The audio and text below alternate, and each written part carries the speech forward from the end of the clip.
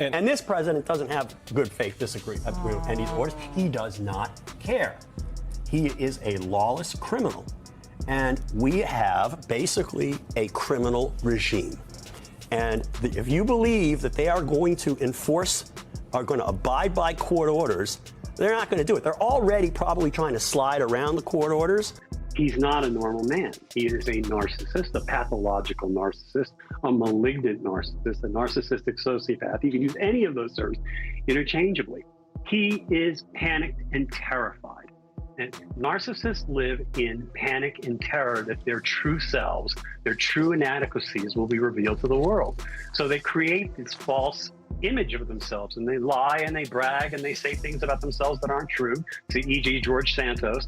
And at the same time, they want to make themselves the center of attention. So yes, he is, absolutely. Donald Trump didn't see this ambush coming, not from his enemies, but from inside his own political DNA. On live TV, George Conway, husband to Trump's most loyal advisor, ripped through the former president's legacy like a surgeon with nothing left to lose. No cheap shots, no political theater, just a ruthless dissection of Trump's lies, rage, and unraveling mind.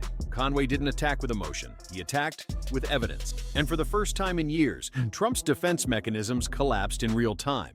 His reaction? A digital breakdown. Conway didn't just challenge Trump's credibility. He targeted his psychological foundation.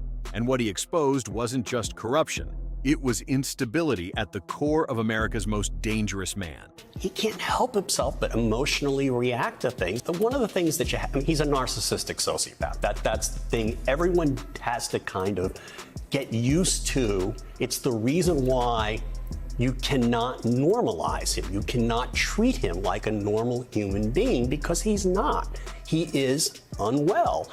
And that's why he can't follow. He's not going to be able to follow his lawyer's directions. That's why, he played right into the plaintiff's hands in the E. Jean Carroll case. They're trying to show basically he's a jerk. And what does he do? He acts like a jerk right in front of the jury. He shows disrespect for the jury. And, the fact of the matter is he's saying, oh, none of this ever happened. Well, okay, where's your testimony? Conway's words were more than a rebuke. They were a warning to the country. Trump is not just unfit to lead, he's incapable of functioning under scrutiny. Narcissism, sociopathy, pathological vengeance, these weren't insults. They were diagnoses. And the reaction? Terrifying. Trump didn't respond with logic. He responded with panic. Truth Social lit up like a flare. Not with strategy, but with unfiltered desperation. Conway had bypassed Trump's media armor and gone straight for the core. The man who once manipulated entire news cycles was now frantically trying to hold the narrative together with all caps tweets and personal attacks. But the damage was done. Conway didn't accuse Trump of breaking laws. He accused him of breaking reality, and millions believed him. The other thing that he did was to show that this is his modus operandi. He intends to, he's willing to use the threat of violence or to incite violence in order to coerce government officials to either forego enforcing the law against him or to, violate the law as he sought to have Pence and members of Congress do on January 6th. This wasn't a Democrat calling Trump unhinged. It was a conservative, a top-tier legal mind, someone who once stood at the edge of Trump's orbit and walked away disturbed. Conway didn't come for cheap headline. He came with receipts. He described Trump not as a political figure, but as a chaos engine, unable to coexist with functioning institutions. From the courts to Congress, Conway argued, Trump didn't just clash with systems, he corrupted them. Every cabinet shakeup, every baseless lawsuit, every dictator he praised, it all formed a pattern, not of leadership, but of destruction. And as Conway mapped it out like a prosecutor in a closing argument, the public realized something sickening. None of this was accidental. It was strategy. Stage 3 is basically where we are ignoring laws and running roughshod over laws. They're basically refusing to spend money appropriated by Congress, which is against the law. The law requires the president to spend money. The president can't not spend the money that's been allocated for particular subjects. And you've got this guy who's not been appointed lawfully under the Constitution. Let's talk about that. Musk. Yep. And so that's stage 3. Stage 4 is going to be well, these courts are telling me not to obey orders. Why should I? I don't want to obey the law, so why am I obeying the courts? And stage 4 is metastasis. Stage 4 is when democracy can die, and the rule of law can die, and constitutionalism can die. And we unless something happens radically, I can't see how we don't get to stage 4, because the logical path that they are taking, which is that the law doesn't apply to us and nobody can enforce the law against us. Yeah. But Conway wasn't finished. He dragged into daylight the one part of Trump's life the media rarely touches with precision: his marriage. Melania, the silent first lady, became the center of a metaphor Conway used to destroy Trump's image. He described their relationship not as partnership, but as performance, a hollow PR campaign masked as unity. Every distant glance, every forced smile, a mirror to Trump's leadership, manufactured, soulless, crumbling. The reaction? Lost it. Melania went radio silent. And Conway didn't back off. He doubled down. He wasn't just exposing dysfunction. He was cracking the illusion of control that Trump had weaponized for years. And as it fell apart on screen, millions saw it. The emperor wasn't just naked, he was broken. You've got the sociopathy, the narcissism, the pathological narcissism, and the Machiavellianism, and then the sadism. He wants to see people suffer. He wants to see them squeal, including the people who voted for him. Trump's spiral wasn't just visible. It was public, frantic, and deeply revealing. He unleashed post after post, lashing out at Conway, the media, the courts, anyone who dared echo the truth. But Conway didn't respond with fire.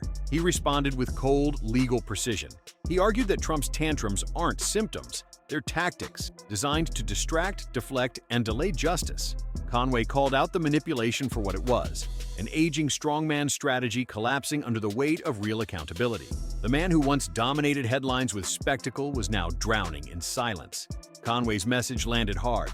Trump isn't preparing for a political comeback.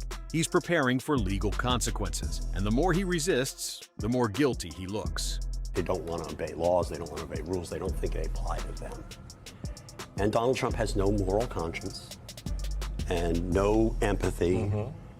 He does not care about anybody else other than Donald Trump, which is why in his first term he said, Article 2 lets me do whatever I want, Article 2 of the Constitution. The first Trump term, which I call Shit Show 1, was an assault on the rule of law, but it was only like it was like cancer. It was like a stage 1, maybe stage 2. We got to stage 2 right around January 6th. And he was a threat to the rule of law. And then he went into remission. Conway didn't just aim at Trump. He lit up the entire MAGA machine. He called out the lawyers, lobbyists, and enablers who stand silent as Trump turns American justice into a weapon. He exposed how loyalty, not law, had become the currency of survival. And he warned that every time Trump escapes consequences, it isn't a victory. It's a warning shot to democracy.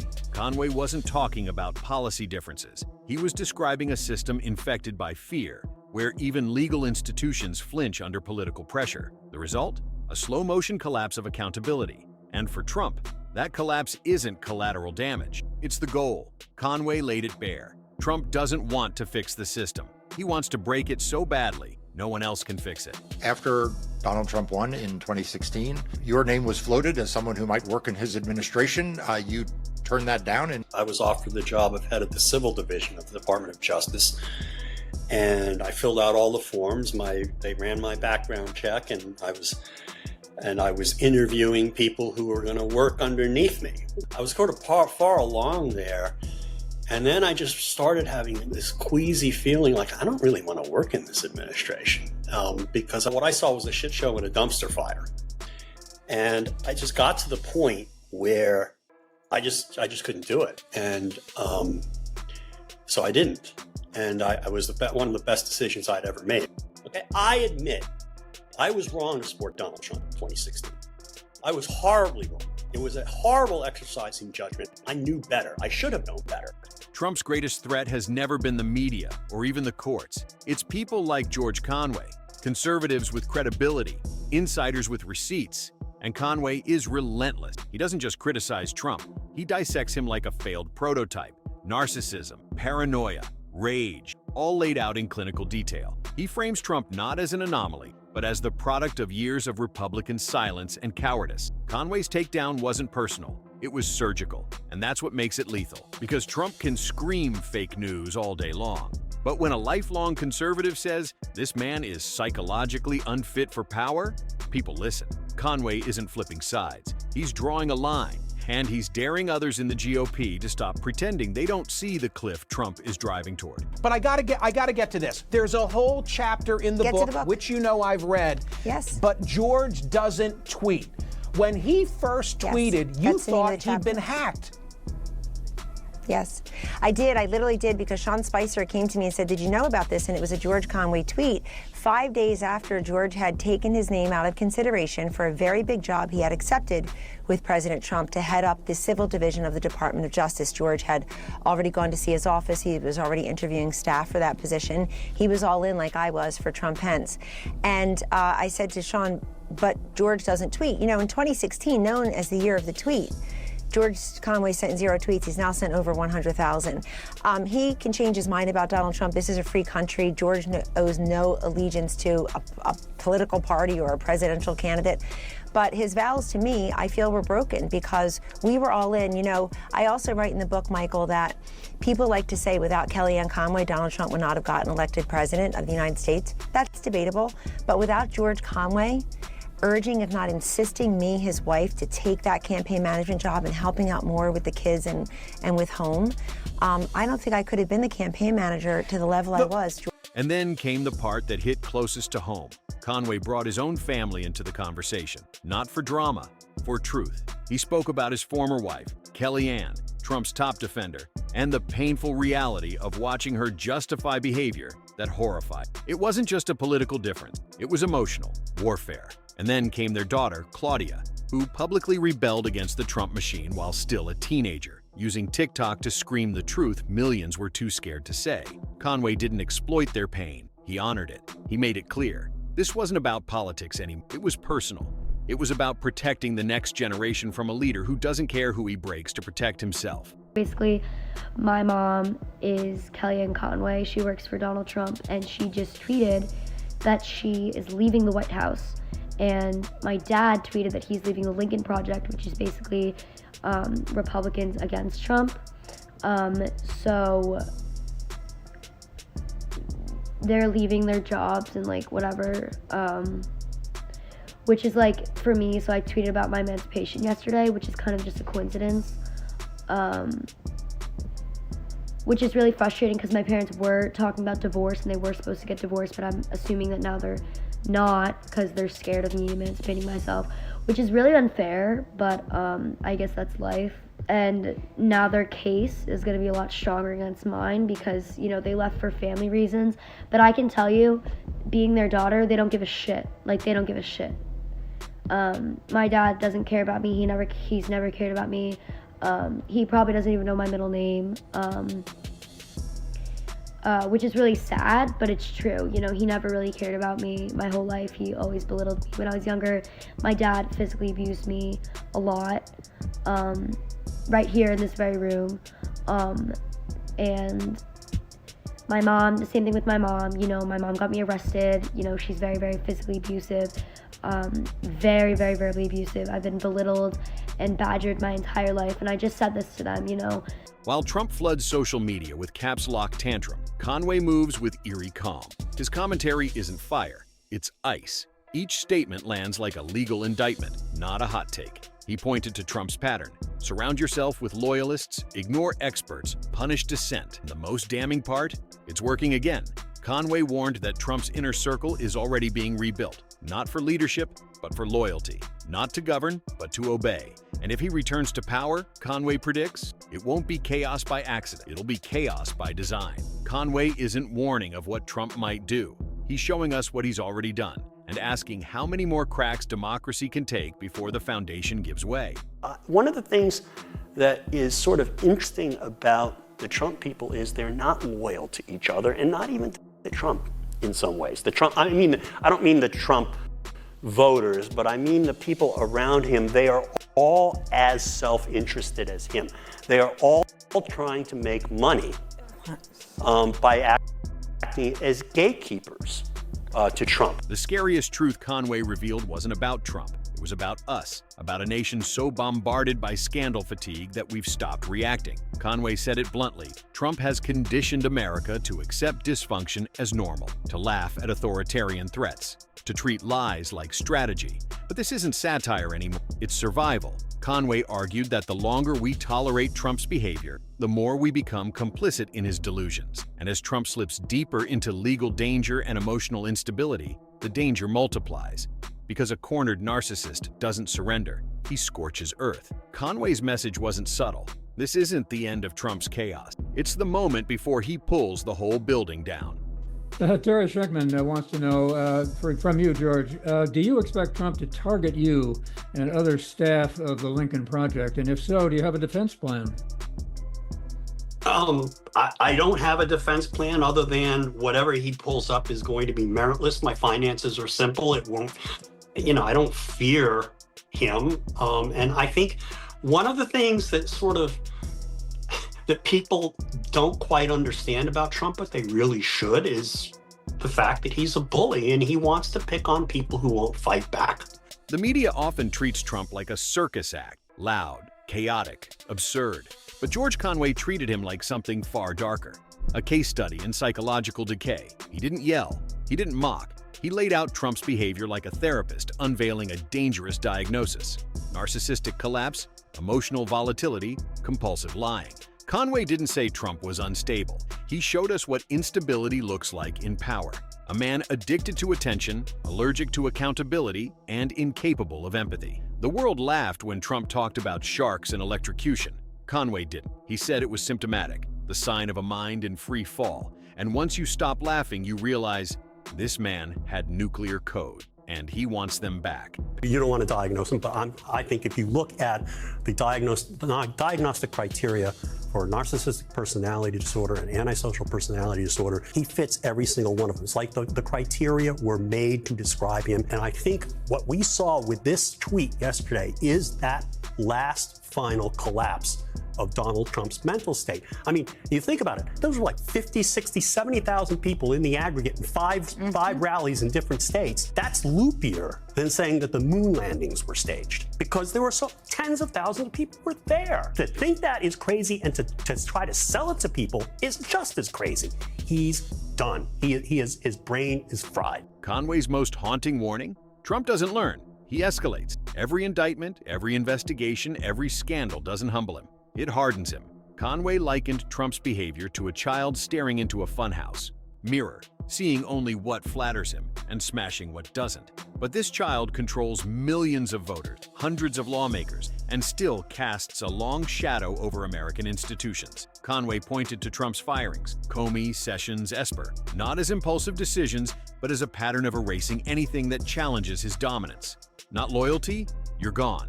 Not worshipful? You're a traitor. Trump doesn't build teams, he builds echo chambers. And Conway's message was piercing. If Trump ever gets back inside the system, he won't make the same mistakes. He'll make worse ones on purpose. He's a sociopath, and one of the things about sociopaths is that they don't plan, they don't think, they just emote, and they're impulsive, and they act on their whims and impulses and the last person who talked to them. And that's why and then also they have the power, they love the power, the feeling of power that they get when they say, I'm turning this on, I'm turning this off, I'm turning the lights out, I'm turning the lights on, I'm raising tariffs, I'm lowering tariffs, I'm telling everybody in Tehran, 10 million people to evacuate, I'm telling them they're safe for now. Okay? He gets off on that, and then he gets bored with what he said yesterday. And of course, he doesn't necessarily remember what he says or care what he says yesterday. So tomorrow's going to be something else. And then Conway hit the most terrifying nerve of all, the Republican Party itself. He called it out as complicit, not just silent, but submissive. Conway argued that Trump is no longer the disease. He's the symptom of something deeper, a party too scared to speak the truth, too addicted to power to stand for principle. Every time Republicans excuse Trump's behavior, Conway said, they reinforce the lie that this is normal. that this is politics, but it isn't. It's moral collapse in real time. And while Trump keeps talking about draining swamps, Conway said the truth is far worse. Trump doesn't drain anything. He floods it with loyalists, silences dissent, and then watches the country sink under the weight of its own cowardice. This is Donald Trump leading the Republican Party off the cliff. This is a man for whom there is no bottom, and Republicans are just afraid to call him out. He's saying we're in the middle of this war where Putin, who can't be trusted for a moment, who murders political opponents, who slaughters women and children, and Donald Trump is focused on what? Himself? Because he wants to get revenge for losing the 2020 election. He says, okay, let's see their dirt on Hunter Biden. I wonder someday that maybe we won't have a president in Russia who actually acts in the best interest of the Russian people and behaves himself before the world. Maybe President Navalny. I mean, pray to God that somehow that could happen. And maybe we'll see the files on Donald Trump. I think those would be interesting. What made Conway's takedown so unforgettable wasn't the facts. It was the fear underneath them. Fear that Trump's influence hasn't weakened. It's mutated.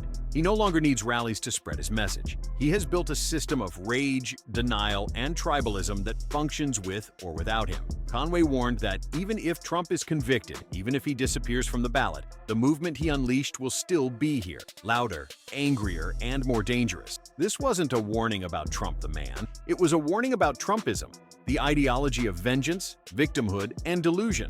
And Conway didn't sugarcoat it. If America doesn't confront this sickness now, the next version won't just be louder. It'll be smarter, meaner, Absolutely. and less obvious. I do think that. I think it was most propitious timing. I think this needed to be done no matter who the Democratic nominee was, for the simple reason that Donald Trump has been getting basically this easy pass, double standard on his behavior, because we've seen so much of it, and it's basically been normalized, even though it's completely bizarre. We almost kind of don't bat an eyelash at him talking about sharks and electrocution and Hannibal Lecter.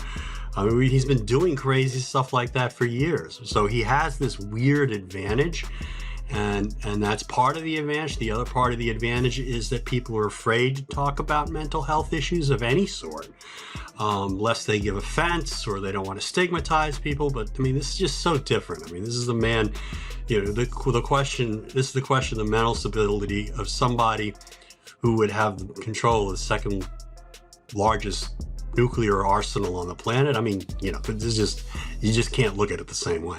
As Conway wrapped his broadcast, he didn't offer comfort. He offered clarity. Trump isn't the end of the story. He's a test of how far a nation will bend before it breaks. Conway said Trump's greatest gift isn't leadership, it's illusion.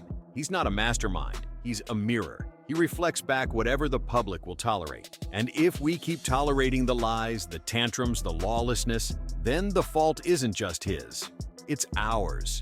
Conway ended not with outrage, but with a dare. Look around. Look inward. Ask yourself if this is the legacy we want to explain to the next generation. Because Trump isn't backing down, he's doubling down. And what happens next depends on who's still willing to say, enough